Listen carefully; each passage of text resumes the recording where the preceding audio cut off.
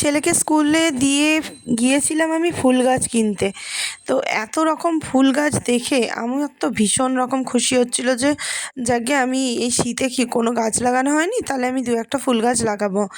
ওই জারবিরা আর এদিকের এই চন্দ্রমল্লিকা, যে রক্ত রক্ত চন্দ্রমল্লিকাগুলো, এই যেগুলো, এই দুটো গাছ আমার ভীষণ পছন্দ হয়েছিল, যে নেবো বলে গিয়েছিলাম। ও বাবা, ফুলওয়ালার কি ডিমান্ড গো! যাই হোক, আমি তো আশা ছেড়েই দিলাম, সে এক পয়সাও কমাচ্ছে না বলে আমি চলে এলাম সবজির দোকানে। ফুল গাছ কিনে নিতে কী হয়েছে, একটা ফুলকপি তো কিনে নিয়ে যেতেই পারি, তাই না? তো চলে এলাম সবজির দোকানে, আর আজকে রান্না করব খেসারি শাক, মানে ওই দুব্বো ঘাসের মতো যে শাকগুলো, ওইগুলো। তো চলো, খেসার শাক রান্না করার জন্য তো আমাকে কিছু জিনিসপত্র নিতে হবে। আর মানে আমার হাজবেন্ড তো জানেও না যে খেসার শাক হবে, ও জানে বাঁধাকপি হবে আজকে মাছের মাথা দিয়ে, আর ডাল ফাল কিছু হবে। তো সেই হিসাবেই সে বাজার করে নিয়ে গেছে, কিন্তু আমার হঠাৎ খেসার শাকগুলো দেখে ভীষণ রকম খেতে ইচ্ছা করেছে। মানে বাঙালিদের এই এক সমস্যা না, যে শুধু খেতে ইচ্ছা করে আর খেতে ইচ্ছা করে। তো চলে গেলাম আমাদের এখানে ফেমাস বুনো কাকার দোকানে, আর ওখান থেকেই আমি একদম সুন্দর করে প্রায় 200-250 মতো খেসার শাক নিয়ে নিলাম। আমাদের তিনজনের যতটা লাগে, কিন্তু আমি পরিমাণটা না বুঝতে পারিনি, মানে এই শাকটা তো বছরে ধরো দু একবারই খাওয়া হয়, তো তাই জন্য আমি গাদাগুচ্ছের নিয়ে ফেলেছি, আর সেটা কিন্তু সত্যি বলছি অনেকটাই নষ্ট হয়েছে। কারণ নষ্ট নয়, এখন শীতকাল, তুলে রাখা গেছে, ফ্রিজে রেখে দিয়েছি, পরের দিন খাবো, কিন্তু এতটা করারও কোনো প্রয়োজন ছিল না। তো এর সঙ্গে লাগবে আমার একটা বেগুন। তো আমি একটা কচি নরম দেখে একটা বেগুন নিয়ে নিলাম, আর নেব হচ্ছে সিম। সিম নিতে হবে আমায়। সিমটা তো আমি আগেই তুলে নিয়েছি, দেখেছো তোমরা। আর নিয়ে নিলাম একটা শসা, কারণ বাবুকে স্কুল থেকে দিয়ে আসতে আসতে আমার ভীষণ রকম খিদে পেয়েছে, আমি গিয়ে এখন এই শসাটা ছাড়িয়ে খাবো। তো সারাদিনের মতো বোধহয় আর কিছু খাওয়া হবে না দুপুরে লাঞ্চের আগে, এত পরপর পরপর কাজ পড়ে আছে, তো তার জন্য আমি ওখান থেকে শসাটা নিয়ে নিলাম, না একটা শসা তো অন্তত খাবো।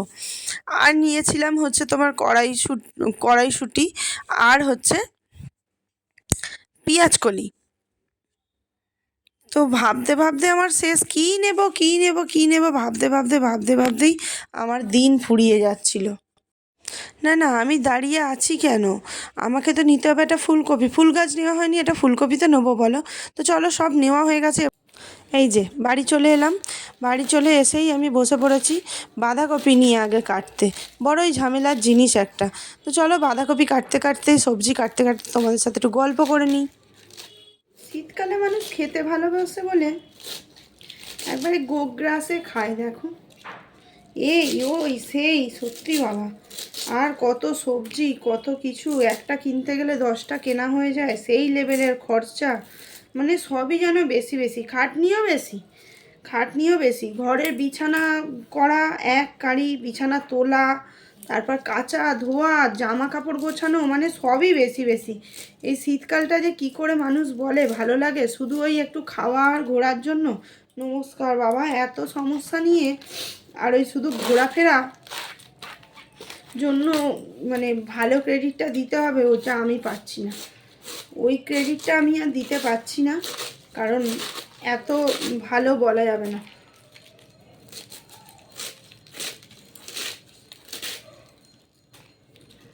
খাটতে খাটতে পুরো একদম শেষ। দেখো, কথা বলতে বলতে কত কিছু কাটা হয়ে গেল।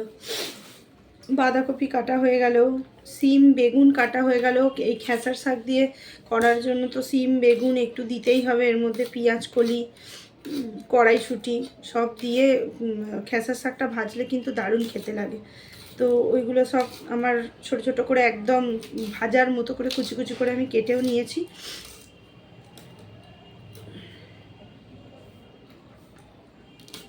খেসার শাক, আমি শীতকালের কিছু কিছু শাক আছে যেগুলো কিন্তু শুধু ভাজলে তেমন একটা ভালো লাগে না, যেমন মেথি শাক, তারপরে বেতে শাক, তারপর খেসার শাক, মটর শাক তো আবার মাছের ঝোলে দিলে ভীষণ ভালো খেতে লাগে, জ্যান্ত মাছ বিশেষ করে, একদম পুকুরের টাটকা জ্যান্ত মাছ। আর এই শাকগুলো ভাজা করলেও এর মধ্যে একটু আধটু কিছু দিলে বেশ ভালো লাগে, যেমন মেথি শাক ভাজলে আমরা আলু, কড়াইশুঁটি এগুলো দিই। তোমরা কে কী দিয়ে ভাজো আমাকে অবশ্যই কমেন্ট বক্সে বলবে, তাহলে আমি করব, ট্রাই করব রান্নাগুলো।